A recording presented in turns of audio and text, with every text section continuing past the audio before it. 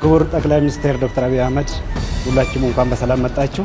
EAII was founded in 2020.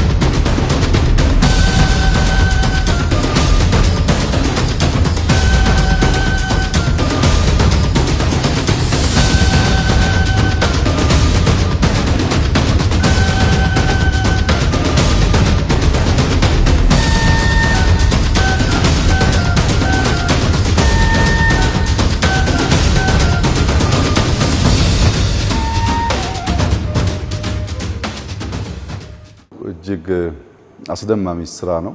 የተቋም ግንባታ ራዕይና ዲሲፕሊን ቪዥንና ዲሲፕሊን ሲገናኙ ምን አይነት ነገር መፍጠር እንደሚችል ጥሩ ማሳያ ይመስለኛል የኢትዮጵያ አርቲፊሻል ኢንተለጀንስ። በመጀመሪያ ከቦታው እንነሳ። ይህ ቦታ ለብዙ ዓመታት የኢቲቪ ሄድኳርተር የነበረ ቦታ ነው። መቼም የኢቲቪ ሰራተኞች እና ተቋሙን የመምራት እድል የነበራቸው ሰዎች ዛሬ መጥተው ይህንን ቦታ ቢያዩት እኛ የነበርንበት ህንፃ ነው ብለው ሊያስቡ የሚችሉ አይመስለኝም። እኔም ኢቢሲ በደንብ አውቀዋለሁ፣ ቦርድ አባል ሆኜ አገልግያለሁ። ይህን አይነት ቁመና መልክ አልነበረው። ምን ማለት ነው? በደንብ ግልጥ አድርገው የማየት የመስራት ከባቢን የመቀየር ተቋም የመገንባት ልምዳችን አናሳ ነበር ማለት ነው። ዛሬ አርቲፊሻል ኢንተለጀንስ በመስሪያ ቦታ በኤርጎኖሚክሱ ብቻ ቢወሰድ ለኢትዮጵያ በከፍተኛ ደረጃ አይንገላጭ አዲስ ምልከታን አዲስ እይታን የሚገልጥ የሚያሳይ በጣም ለስራ ምቹ የሆነ ወጣቶች ረጅም ሰዓት ተቀምጠው ሊሰሩበት የሚችሉበት ተቋምና ስፍራ ሆነው ተሰርቷል። ይሄ በጣም ኢምፕሬሲቭ ነው በራሱ። ከዚያ ባሻገር ግን አርቲፊሻል ኢንተለጀንስ 5 ዓመት ገደማ ነው በተቋም መልክ ካስጀመር ነው። የዛሬ 5 ዓመት አርቲፊሻል ኢንተለጀንስ የሚለውን ሀሳብ ስናነሳ ተቋም ይፈጠር ሲባል በእኛም ውስጥ እንዲሁ በቀላሉ ተቀባይነት ያለው ሀሳብ ብዙዎች በቀላሉ የገዙት ጉዳይ አልነበረም። ግን አርቲፊሻል ኢንተለጀንስ የሰው ልጅ የሚያስብበትን መንገድ ኢማጂን የሚያደርግበትን መንገድ ፖሲቢሊቲን የሚያይበትን መንገድ እየቀረጸ መጥቷል። ብንፈልግም ባንፈልግም በዚህ ሬስ ውስጥ ራሳችንን ማስገባት ካልቻል ደረጃው የትም ቦታ ይሁን እንደ ሀገር እንደ ከዚህ ቀደሙ ትላልቅ ሬቮሉሽኖች ወደ ኋላ እንቀራለን። የግብርና ሪቮሉሽን 1 2 3 እያለ መጥቷል። እኛ እዛ ውስጥ አልነበርንም። ቴክኖሎጂካል ሪቮሉሽንስ ነበሩ፣ ኢንዱስትሪያል ሪቮሉሽን ነበረ። በእነዚያ ሁሉ ውስጥ ኢትዮጵያ በሬና ሰውን ማላቀቅ ሳትችል የኖረችበት ዋናው ምክንያት አዲስ እውቀት፣ አዲስ ልምምድ፣ አዲስ ፈጠራ ሲፈጠር ያንን ነገር ለማወቅ እና ለመከተል የነበረው ጉጉት፣ ዝግጁነት እና እሳቤ አናሳ ስለነበረ ጥሩ ተከታይ ለመሆንም አልቻለም።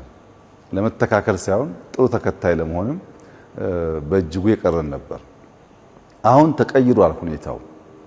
ለምሳሌ በከተማችን ውስጥ ኢቪ ካርስ ይስፋፉ እና ኢቪ ቻርጀር በየቦታው ይሁን ሲባል ብዙ ሰዎች በዋዛ ፈዛዛ አቅለው ሊያዩት ይችላሉ። ግን ብዙ የአውሮፓ ሀገር ሰዎች በየቦታው የኢቪ ቻርጀር ሲያዩ አፍሪካ ውስጥ እንደዚህ ያለ ነገር ይቻላል እንዴ ብለው ይጠይቃሉ። አርቲፊሻል ኢንተለጀንስን የወሰድክ እንደሆነ በአፍሪካ ደረጃ ሊወዳደር የሚያስችል አሰራር ዘይን የሚከተል ተቋም ነው። በጣም በርካታ ፕሮዳክቶች አውጥቷል። በሄልዝ ሴክተር የጡት ካንሰር ልየታ ላይ በጣም ትልቅ ውጤት አምጥተዋል። ይሄ በእነሱ ብቻ ሳይሆን በኢንተርናሽናል ጆርናል ላይ ፐብሊሽ ያደረጉት በብዙ የአርቲፊሻል ኢንተለጀንስ አዋቂዎች ዘንድ ተቀባይነት ያገኘ የፓተንት ራይት ያገኙበት ፕሮዳክት ነው። በሕክምና በጣም በርካታ ፕሮዳክቶች አውጥተዋል። በግብርና ብትወስድ የቡና በሽታ፣ የሌላ አዝርቶች በሽታ የመለየትን ቱል እንደዚሁ ፕሮዲውስ አድርገዋል። ለዚያም የፓተንት ራይት አላቸው። ከሕክምናው ውጪ ግብርና ላይ ፕሮዳክቲቪቲን ለማሳደግ የሚያስችሉ በርካታ የልየታ አቅሞች በፕሮዳክት ደረጃ ገንብተዋል። በሰርቪስ ከወሰድክ የህዝባችን በከፍተኛ ደረጃ ከሚያማረረው ኮምፕሌን ከሚያደርግበት ኤሪያ አንዱ ሰርቪስ ነው። ሰርቪስ ውስጥ ደግሞ የጊዜ ብቻ ሳይሆን የገንዘብ አሻጥሮችም ስላሉበት እና መሶብ የሚባለውን ከመቶ በላይ ሰርቪሶች ቨርቹዋሊ የሚሰጠውን ሲስተም የሰራው ኤአይ ነው። ብዙ ሚሊዮን ዶላር አትርፎልናል። ሲስተሙም በእኛ ልጆች የተገነባ ነው። ከሰርቪስ ውጭ ወደ ፋይናንሻል ኢንዱስትሪ ቢገባ ሚኒስትሩ ፋይናንስ ከዚህ ቀደም በብዙ ሚሊዮን ዶላር የገዛነውን ኤፍኤምኤስ ሪፕሌስ እያደረገ ነው። በከስተም በሬቨኒው ኦቶሪቲ ብንወስድ ከፖርት ጀምሮ ያሉ ሎጂስቲክሶችን ትራክ ለማድረግ የሚያስችል ሲስተሞች ሰርተዋል። በብዙ ኤሪያስ ላይ ኢንቮልቭ እያደረጉ ነው። ከዛ በላይ ግን የኛ አርቲፊሻል ኢንተለጀንስ ተቋም ሞቶ ኤአይ ፎር ኦል ነው። ኤአይን ለሁሉም ሰዎች ማገልገል፣ ማገዝ፣ መጥቀም እንዲችል አድርጎ መስራት ነው። አንዱ ከዚህ አንጻር የሚታየው የክላውድ ኮምፒውቲንግ ነው። ክላውድ ኮምፒውቲንግ እና ቢግ ዴታ ላይ እየሰሩ ያሉት ስራ በጣም ከፍተኛ የሆነ አቅም ያላቸው የዴታ ሴንተርስ ገንብተዋል። ብዙ ዴታ አኩሙሌት እያደረጉ ነው። ዴታን ማይን ማድረግ፣ ፕሮሰስ ማድረግ፣ አናላይዝ ማድረግ ካፓሲቲም ኢንሃውስ በተሰሩ ቱሎች ነው እየሰሩ ያሉት። በዚያም ዳታን አዘ ሶቨረን ወልዝ የመውሰድ ብቻ ሳይሆን የመጠቀም አቅማችን ላይም ከፍተኛ ውጤት እያመጣ ያለ ነው። ለምሳሌ ከዳታ አጠቃቀም ጋር ተያይዞ የኢትዮጵያ ቋንቋዎች አማርኛ፣ ኦሮምኛ፣ ሶማሊኛ፣ ትግረኛ፣ አፋርኛ ቋንቋዎች እርስ በርስ አፋርኛ ተናጋሪ ከሶማሊኛ ተናጋሪ ጋር ኤአይን ብቻ ተጠቅሞ ሶስተኛ ሰው ሳያስገባ መግባባት የሚችልበትን መንገድ በጽሁፍ የገባን ቴክስት ወደ ኦዲዮ የመቀየር በኦዲዮ የተሰማውን ወደ ቴክስት የመቀየር የመሳሰሉት አይነት ሰርቪስ ለመስጠት በሺህ ሰዓቶች የሚቆጠሩ ኦዲዮ ዴታ ሴቭ አድርገው እየሰሩ ይገኛሉ። የኢትዮጵያ አርቲፊሻል ኢንተለጀንስ በአምስት ዓመት ውስጥ እዚህ ደረሰ ብሎ ማሰብ በጣም ይከብዳል። በአፍሪካ በከፍተኛ ደረጃ የሚታይ ተቋም ነው። ሮቦቲክስ ላይ የስሪዲ ማሽን ሲኤንሲን በመጠቀም የሮቦት ፓርትን ይሰራሉ። የሶፍትዌር ፓርት ብቻ ሳይሆን የሃርድዌር ፓርት መስራት ጀምረዋል። ፒሲቢ ያላቸው ድሮንስ ማምረት ብቻ ሳይሆን የማነጋገር አቅም እየፈጠሩ ነው ያሉት እና በጥቅሉ ዛሬ ያየሁት ነገር ሰው የጠራ ራዕይ ካለው በከፍተኛ ዲሲፕሊን የሚሰራ ከሆነ አንድን ነገር ባየው ልክ ማሳካት እንደሚችል ያን ብቻ ሳይሆን ኢትዮጵያ ብቃት ያላት ሀገር እንደሆነች ያሉን ህንፃዎች ያሉን ስፍራዎች ይሁነኝ ብለን አስበን ብንሰራቸው በራሳቸው ምንም የማያሳፍሩ እጅግ ያማሩ ስፍራዎች መሆን እንደሚችሉ ይታያል። አዲስ አበባ ትናንት የቆሻሻ የሽታ ምልክት ነበረች። ብዙዎች ከአዲስ አበባ ወጣ ብለን ከተማን ገንባ ይሉ ነበር። የለም ከተማችን መቀየር ይቻላል ተብሎ የተጀመረው ስራ ሙሉ በሙሉ ያለቀም ባይሆን አሁን በሚታየው ደረጃ የአዲስ አበባን ውበት በከፍተኛ ደረጃ እየገለጠ ይገኛል። በተቋም ግንባታም እንደዚህ ተቋሞቻችን የግድ አዳዲስ ህንፃ ሳይሆን ያሉን ህንፃዎች ፈንክሽናል አድርገን ከፈትፈት አድርገን ቴክኖሎጂ ተጠቅመን ብንሰራቸው እንደዚህ ያለ መስሪያ ቦታ መፍጠር እንደሚችል ይሄን ደግሞ ኢትዮጵያውያን መስራት እንደሚችሉ ታይቷል። ሁለት በጣም ደስ ያሉኝ እና በርካታ ወጣቶች ኢትዮጵያውያን ቢያዩት ብዬ በተለየ መንገድ ደግሞ ያየሁት ሁለት ጉዳይ አለ። አንደኛ የኢመርሲቭ ኤክስፒሪየንሱ ነው። ይሄ ኢመርሲቭ ቴክኖሎጂ ብዙ ሀገር በስፋት የሚታይ ባይሆንም በሌሎች ሀገራት ግን አለ። በሌሎች ሀገራት ስናይ በአጠረ ጊዜ ውስጥ ኢትዮጵያ የኢመርሲቭ ኤክስፒሪየንስ ይኖራታል የሚል ግምት አልነበረኝም። ይሄ ለወጣቶች በጣም ወሳኝ ነው። ዝም ብሎ ሙቪ ማየት አንድን የተቀረጸ ፊልም ማየት አይደለም። እዚያ ውስጥ ገብቶ ነው ኤክስፒሪየንስ ማድረግ ነው። ይንቀሳቀሳል፣ እንዳየኸው ባህር ሲገባ ባህር ያስገባሃል፣ ውሃ ይረጭብሃል፣ ወደ ሰማይ ሲወጣ ሪል የሆነ ስሜት ነው ያለው። ይሄንን ነገር እያዩ የሚያድጉ ልጆች ብዙ ነገር ለመፍጠር እድል ይሰጣቸዋል። በሁሉም ዳይሜንሽን የማየት በሁሉም ሴንሰር ፊል ማድረግ ማለት ነው። በብዙ ዳይሜንሽን ሰው የሚያየው ነገር አካል ሆኖ በውስጥ ገብቶ እንዲሰማው እንዲያይ እንዲያስተውል የሚያደርግ የኢትዮጵያ ወጣቶች ታዳጊዎች በሀገራቸው እንደዚህ ያለውን ነገር ለማየት እድል ማግኘታቸው በጣም ደስ ይለኛል። እኔ በሌላው ዓለም ባየሁበት ጊዜ ባጠረ ጊዜ እናገኘዋለን ብዬ አላሰብኩም። ይሄን ደግሞ ብናበራክተው አሁን መጥቷል ብናስፋፋው በጣም ደስ የሚል ነገር ነው። ልጆች ይገባቸዋል ምን እያልኩ እንዳለው በቪዲዮ ያዩትን ነገር በአካል ኤክስፒሪየንስ ማድረግ ሲችሉ ማለት ነው። ሁለተኛው በጣም አስደማሚው ነገር ግን የስታርታፕ የሚያሰሩበት ቦታ ነው። እዚህ ጋር የደነቀኝ ነገር በቅርቡ ወደ ፈረንሳይ ሀገር ጉብኝት ሄደን ነበር። በዚያ ጉብኝት ወቅት አንዱ የምናየው አርቲፊሻል ኢንተለጀንስ ጋር የሚያያዝ ጉዳይ ስለሆነ የአርቲፊሻል ኢንተለጀንስ ዋና ስራ አስፈጻሚ ዶክተር ወርቁ ከኛ ጋር ነበሩ እና አንዱ ያየነው በፕራይቬት ተቋም የሚሰራ የስታርታፕ ሴንተር ነው። ሰዎች አይዲያቸውን ብቻ ይዘው ወደዛ ሴንተር መጥተው አይዲያቸውን ካወዳደሩ በኋላ እዛ ቦታ ላይ ልክ እንደ ሰራተኛ ቢሮ አላቸው፣ መሰብሰቢያ አዳራሽ አላቸው፣ ኢንተርኔት አላቸው፣ ኮምፒውተር አላቸው።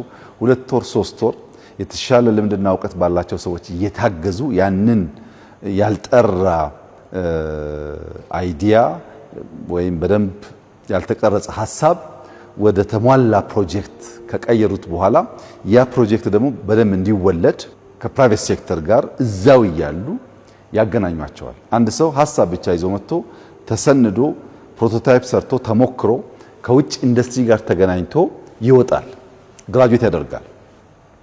ኢትዮጵያ ውስጥ መንግስት ይሁነኝ ብሎ ፎቅ ሰርቶ ኮምፒውተር ቦታ ሟልቶ ሀሳብ ያላችሁ ወጣቶች፣ የቢሮ ክራይ ቸግራችሁ፣ ኢንተርኔት የማታገኙ አጋዥ ደጋፊ ያጣችሁ ወጣቶች ለ3 ወር ለ4 ወር ኑና እኔ ቢሮ አበጅላችኋለሁ፣ ኢንተርኔት በነጻ ታገኛላችሁ፣ ደግፌ ሀሳባችሁን ከፕራይቬት ሴክተር ጋር አገናኝቼ እንዲወለድ አደርጋለሁ የሚል በጣም ጀነረስ የሆነ በጣም ካይንድ የሆነ እሳቤ ኢትዮጵያ ውስጥ ማየት ቀላል ነገር አይደለም።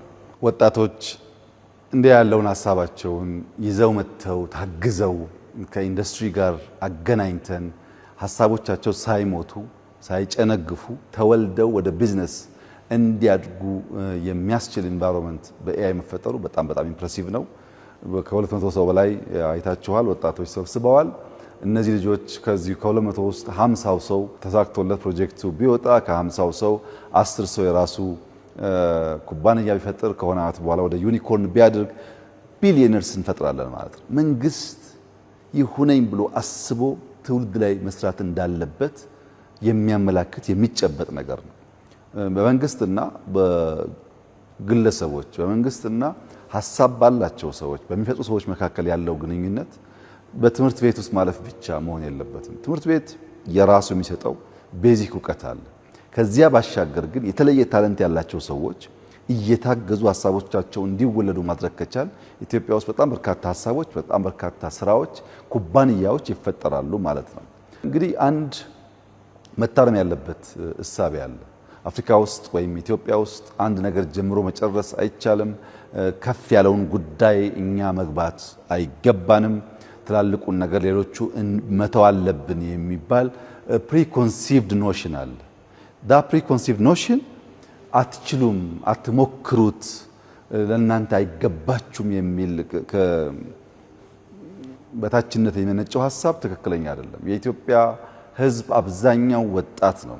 እንደሚችል ከነገር ነው አስቻይ ሁኔታ ከፈጠርን አስቻይ ፖሊሲ ከነደፍን የሚሞክርበትን አውድ ከፈጠርንለት 1000 ሞክረን 10 ሊሳካለት ይችላል። 10 ከተሳካለት በጣም ብዙ ነው። ያ 10 በሺህ ሊቆጠር መቅጠር ስለሚችልና እንደዚህ ያለው በጣም ከልብ ቅንነት ከሀገራዊ ህልምና ራዕይ ጋር ተሰናስሎ የሚታዩ ጉዳዮችን በዚህ ተቋም ማየታችን ለትውልድ በጣም ተስፋ ሰጪ ነው።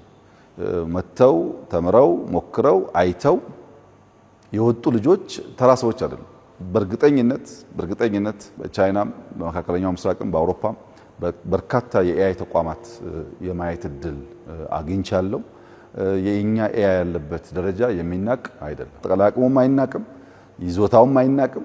ያከማቻቸው ቁሶች፣ ሀብቶች፣ እውቀቶች፣ ሶፍትዌሮች እና የዴታ ማከማቻ ቋቶች በሙሉ የሚናቁ አይደሉም። ይህንን በደንብ ጠብቀን ሳይበላሽ እንዲያደርግ ማድረግ ከቻል ለኢትዮጵያ በከፍተኛ ደረጃ ፋይዳ ያለው ትውልድ ነገ የሚኮራበት ስራ እንደሚሆን ተስፋ አደርጋለሁ። ያው እንደምታውቁት በካፒታል ማርኬት በኢትዮጵያ ሶቨሪን ዌልዝ የጀማመርናቸው ቴክኖሎጂ ቀመስ ኢትዮጵያን ከሌላው ዓለም የሚያስተካክሉ ተቋማት አሉ።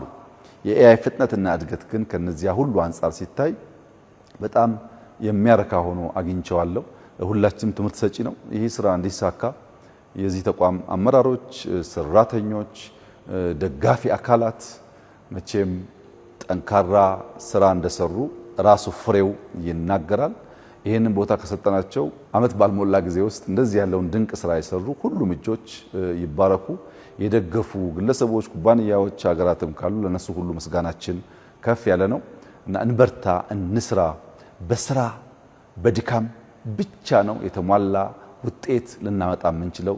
ራዕያችን ይሳካ ዘንድ የጠራ ሐሳቤ ቪዥን የምናሳካበት ዲስፕሊን ያስፈልጋል። ያንን ካደረግን እንደዚህ ያለውን ተቋም ማበራከትና ለኢትዮጵያውያን ለዓይናቸውም እርካታ ሰጪ ስፍራዎች ለአእምሯቸውም ብዙ ነገር የሚማሩበት ነገር መፍጠር ይቻላል። ዛሬ በነበረን ቆይታ ብዙ ነገር ተምረናል። እንግዲህ ተጨማሪ እውቀቶች ለማግኘት እድል እንደምናገኝ ተስፋ አድርጋለሁ። እጅግ በጣም ደስ ብሎኛል። እንኳን ደስ ያላችሁ ማለት እፈልጋለሁ።